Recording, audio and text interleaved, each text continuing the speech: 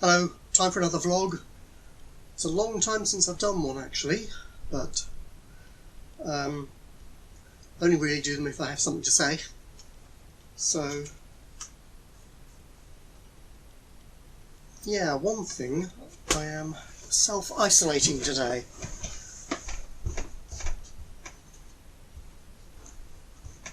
Let me get my phone and show you. My phone app. It tells me I have 2 days to go.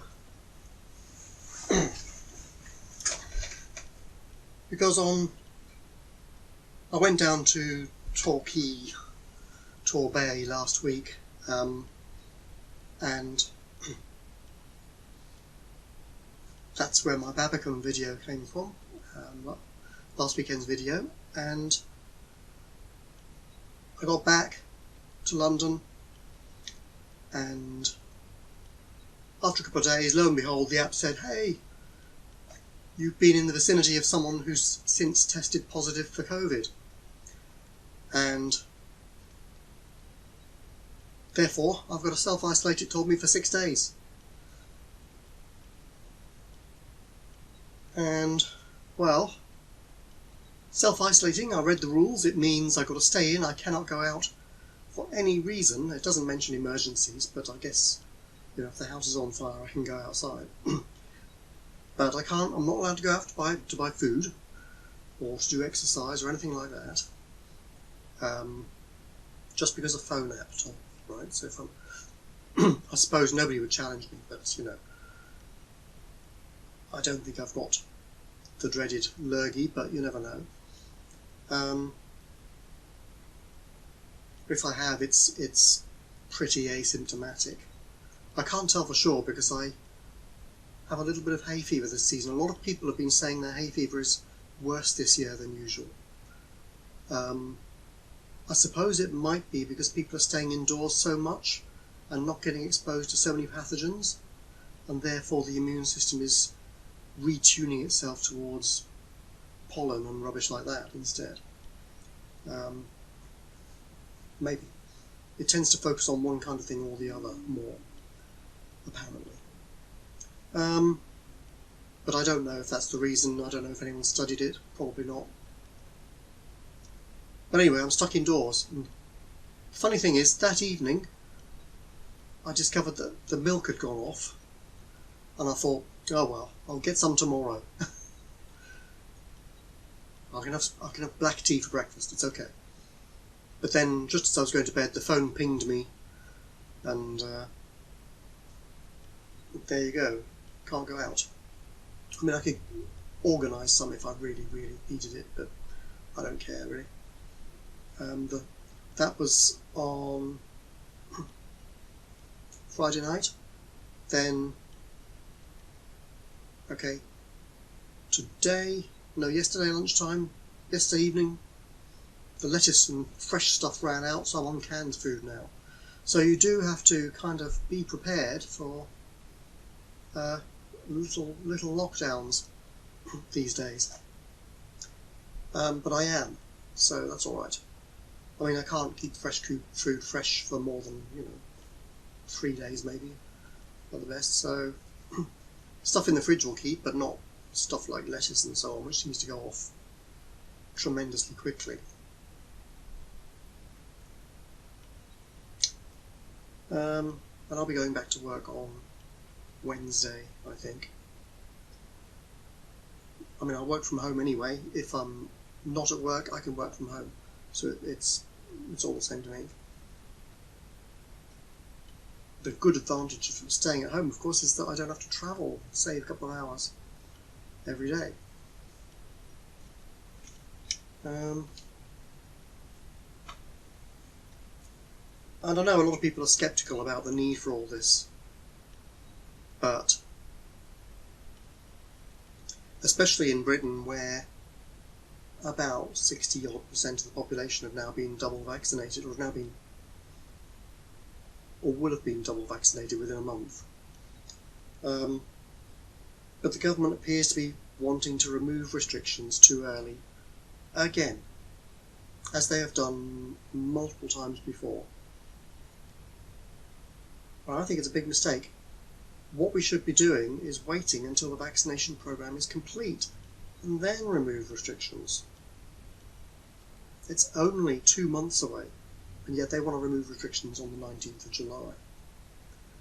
Now, it may just be talk, because they've done this kind of thing before. They said, oh, we're going to ease off, and then the night before they say, well, actually, no, we're not going to. Or we will, but not so much. So it might be a bit like that again. But I can't have any confidence. These clowns can't really run anything. They're terrible.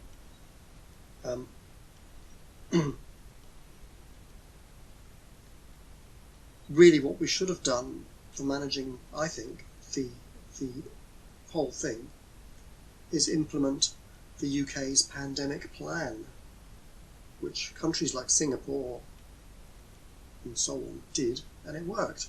But we didn't do it here in the UK. We relied on Bojo, Boris Johnson and co, bozos, to half do it badly. Not closing the borders and preventing flights when there were known variants of concern in certain countries. I mean, it's just... And they've done it multiple times, the same mistakes over and over again. It's a case of not learning, or being sociopaths and not caring really about how many people are killed. They just do it when it looks bad. If it starts to look too bad for them, then they move. It's pathetic, really.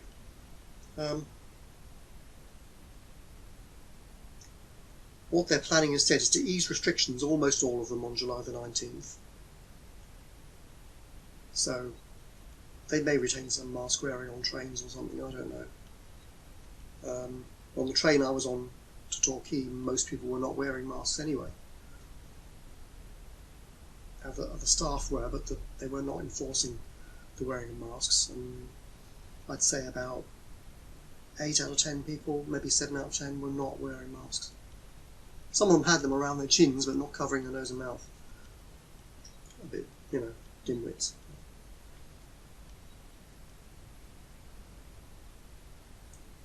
The figures at the moment are that the Delta variant is increasing very rapidly. Cases are up 70% over the past week. It's doubling. The number of cases is doubling every 9 days, the rate. At the moment, that's exponential increase. And if they do remove the restrictions, yes, there is currently a reduced number of people who are vulnerable to the current variants because of all the vaccinations. But then they haven't vaccinated young people yet, and the variant is spreading mostly amongst under 21s, roughly speaking. Under 25s, I think, down to 12s and below. And they, as a whole, have not been vaccinated yet, either with 1 dose or 2. And it's spreading quite well in these groups because they're stuck in schools where proper ventilation is not being enforced. There is a rule that says the windows have to be open, but the rule doesn't explain that they need to be wide open, and the air conditioning has to be the sort that sucks in fresh air and doesn't recirculate what already exists, and people just don't understand it. It's too hard for their tiny brains. So what the government's proposal will mean is that any new variants that come out, because there is still a big pool of people unvaccinated who can catch it, any new variants that come out will have a clear selective advantage if those variants are able to attack people who have been vaccinated, because there will be more people that it can attack. So in moving to remove restrictions a mere 2 months too soon, the government actually risks rendering the entire vaccination programme completely useless, and we will have to start all over again. There will be a wave in the late summer, there will be a wave at Christmas. Maybe by then they will have tweaked the vaccine to cope with whatever this new variant will be, but be aware, because the government doesn't take its border control seriously, and allows flights when it shouldn't, the variant will escape from Britain if it arises here, and it will spread to the entire world. So that's what the government is risking by being populist. It may not happen, but it's how it looks at the moment. With a big pool of people who can catch a virus, then you get lots of variants. Some of them may be very concerning. But what can you do? It's almost as if it's a deliberate conspiracy. But I don't think these people are smart enough for that. Our government. There may be people behind the scenes who are, but this lot are just chronic. Yeah. Well, I took a lateral flow test anyway, one of these things. See this? Shows C, which is the control setting, which means it's a negative result. T is the test result, a positive test result. And I haven't got that. But the trouble with the lateral flow test, the government likes it because it's relatively easy to do, although actually a lot of people are doing it wrongly. The instructions say you have to swab your tonsils and your nostril. A lot of people have been doing one or the other, but if you read the instructions carefully, it says to use the same swab after doing your tonsils to do your nose. So, yeah, a lot of wrong negative results. But the reason the government likes this test is that it's a very, very good low false positive number. If this says you've got COVID, you'd be 99.97% sure that you have. The problem is if you think you've got COVID and it says you haven't, it's only a 50-50 chance of being right. The false negative rate is really high. That means that really you need to do 3 of those tests, and if any of those shows positive, then you've got it. With 3 of these tests taken, that's like a 12.5% chance of it still being wrong. So what I do is take one every few days, do a test every 2 or 3 days. I'm isolating anyway, so it doesn't really matter. I'm not ill. I don't think I've got it. The Delta variant, the main symptom is like a headache with runny nose and sore throat sometimes. Less often a cough. But if you want to get tested by the National Health Service, you have to tell them that you've got a cough because they're still using out-of-date symptom trackers. But I haven't bothered with that because I don't think I've got it. Though you never know, a lot of people are asymptomatic. But they won't test me anyway unless I've got some symptoms. So, that's that. Here I am at home for a couple of days. Not to worry. I like being at home anyway. And speaking of pandemics, the World Economic Forum, you've heard of them before. They were the ones who forecast a pandemic like this, one of the ones who forecast a pandemic like this in the first place, the virus type. They're now saying that the next most likely danger, apart from these variants which actually are out of control in much of the world, much of the world is not as well vaccinated as Britain, Israel. The United States is quite well vaccinated but slow. Europe is not that greatly vaccinated, but they're catching up. But the next big worry is a global cyber attack to take out supply chains and maybe other things too. You see, because of the pandemic, it has speeded up the digitalization of our economies a lot. Which means that a lot of our companies are, especially small businesses, are really very vulnerable to cyber attacks. Bigger companies have been taking more precautions, but still there are untested vulnerabilities, and there are a lot of bad actors trying to cause trouble, and it may actually be indeed actual cyber warfare as well from governments, undeclared but happening. We know that governments are behind some of the attacks, or so we're told by the mainstream media, so it must be true, I think. But the World Economic Forum has at least been kind of right about things before. The world is going to their plans, according to their plans, and their you can see the conspiracies about them all over the place, so, you know, find out if you like. But the world is going the way they say.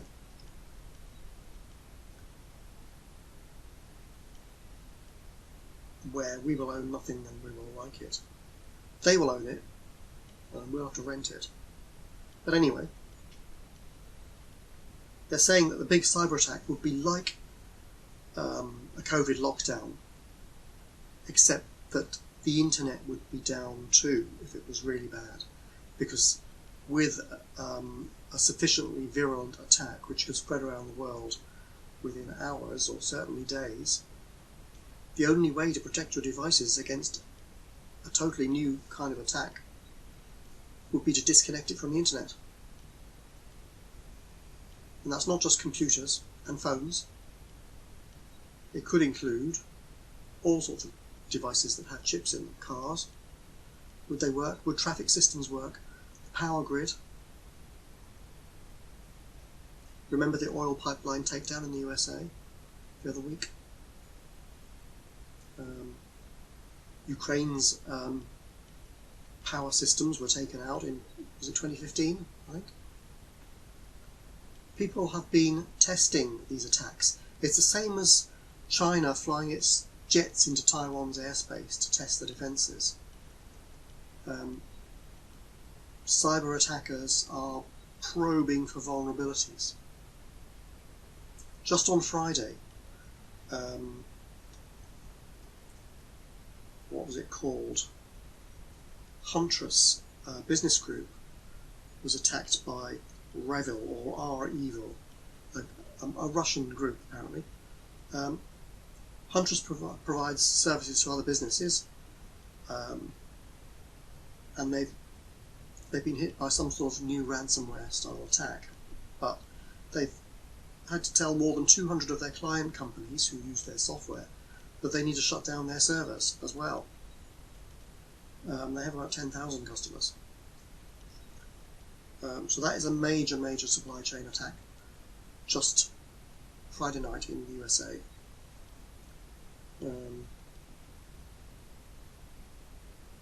JBS the other month, the meat packing industry was attacked in America as well, and taken out of service for a while.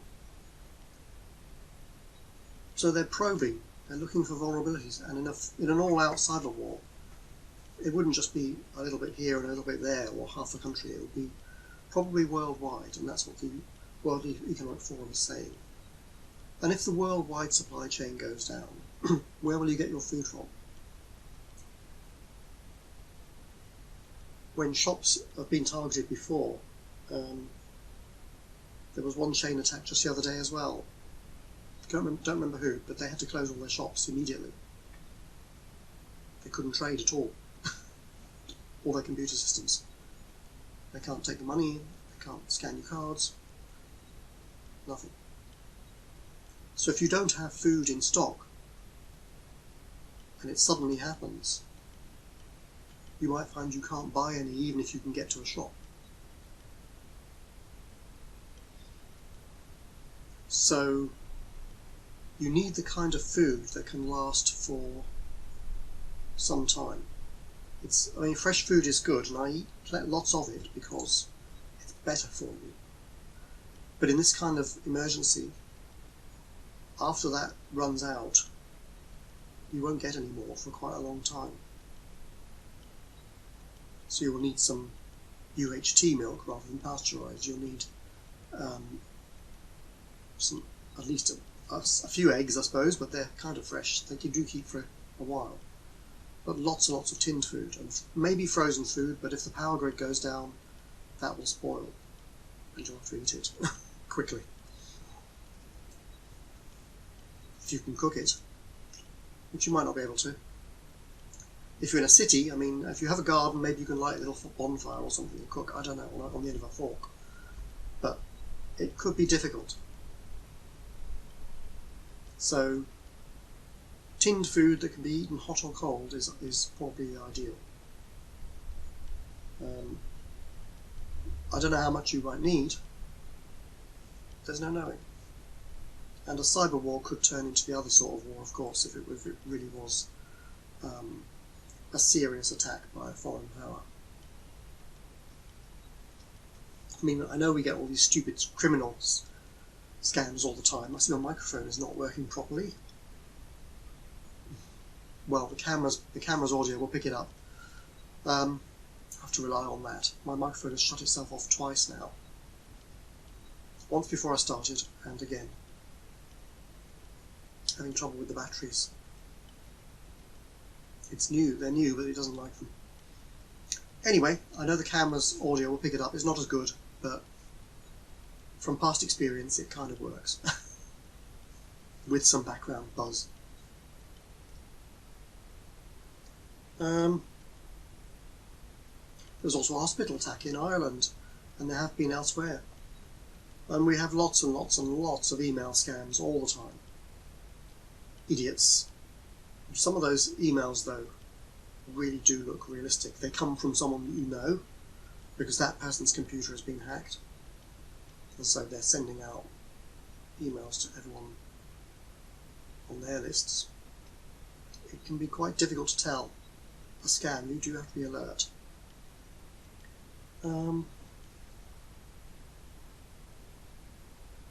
And you need some defences on your computer systems, but they may not get a determined attack, of course, because the best attacks are ones which are unknown to the defender. New ones, in other words, which have been tested but not in the wild. The average PC, according to the World Economic Forum and Interpol, I'll put some links to their discussions below. They're not the greatest of discussions in the world, but there are interesting facts in them. The average PC is attacked every 39 seconds while it's connected to the internet. You don't see it because your router blocks along it, your antivirus and other systems will cut it sometimes, and so on. Your network is probably natted, which is a technical thing, but it probably means that it's hard for something to get in. I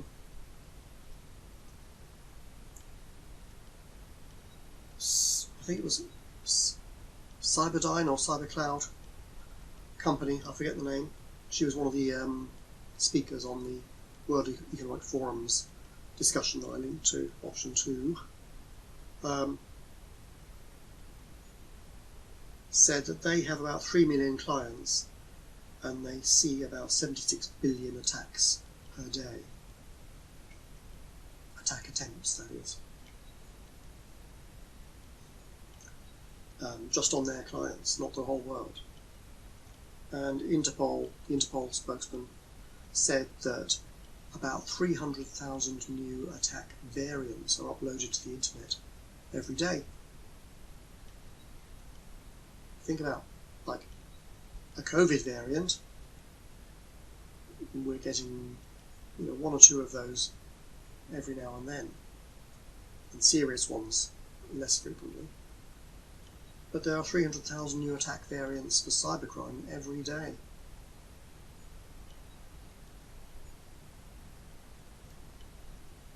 So the World Economic Forum considers it inevitable that there will be a serious takedown of systems at some point. And they're probably right.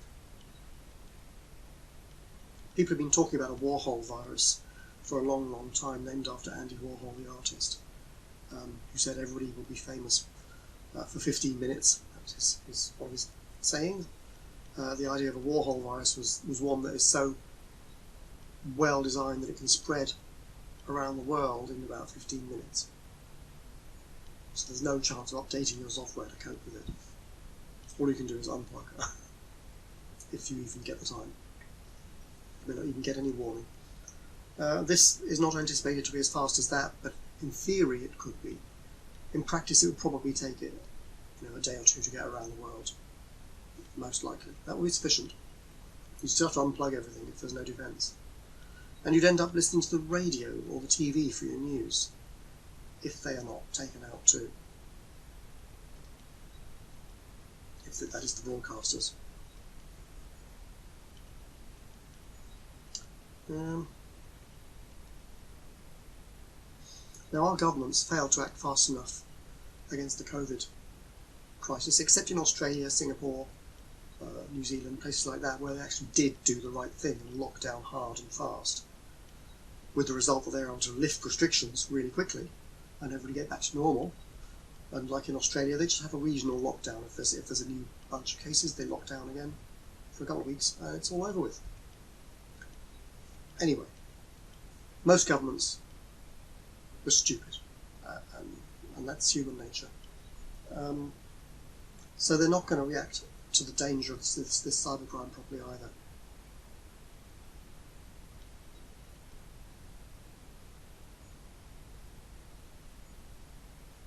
But basically, the amount of cybercrime has increased 250% since COVID, the number of attacks. So, because there are whole new opportunities opening up, because countries are digitising, as I said.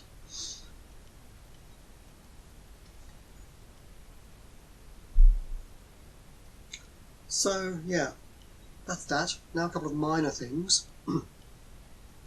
My gameplay videos, like the Surviving Mars one, I kind of stopped, I abandoned that series after 6 episodes because the stats were terrible.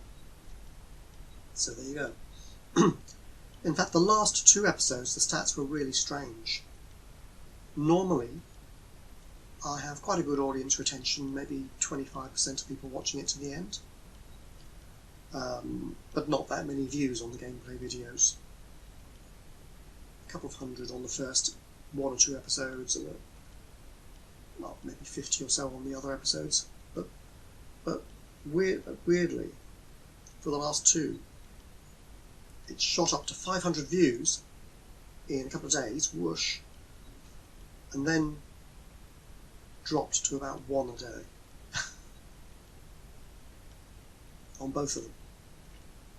So I can only conclude, and the audience retention, by the way, is terrible, down about 3%. Hardly anyone watching them all the way through. So I conclude from that YouTube somehow got the wrong end of the stick and was showing them to the wrong audiences who didn't want to see that sort of thing. And they say, what's this? And click away. But I can't tell YouTube who to show them to. If it's got it wrong, it's got it wrong. So, yeah, anyway, I abandoned that series. I've showed enough to show how to get going with it anyway. Maybe I'll do some other gameplay, but really, with stats like that, I'm not really inclined to do so. I could do single episodes, I suppose. I'll look at a game or something. Or maybe the occasional how-to guide. Some of those sometimes do well. Maybe. The other thing, a migraine cure, sort of, maybe, for some. About 40 years ago, a dentist published something that he discovered, which was that when he fitted people with an apparatus to keep their jaw properly aligned, their migraines would stop. And that was interesting, but I never thought that it applied to me, because as far as I know I have no jaw condition. But I realised about Christmas time, after 30, 40 years, that actually I often sit in a sort of concentration pose with my jaw sort of slightly misaligned, like that, just a little bit out, like that.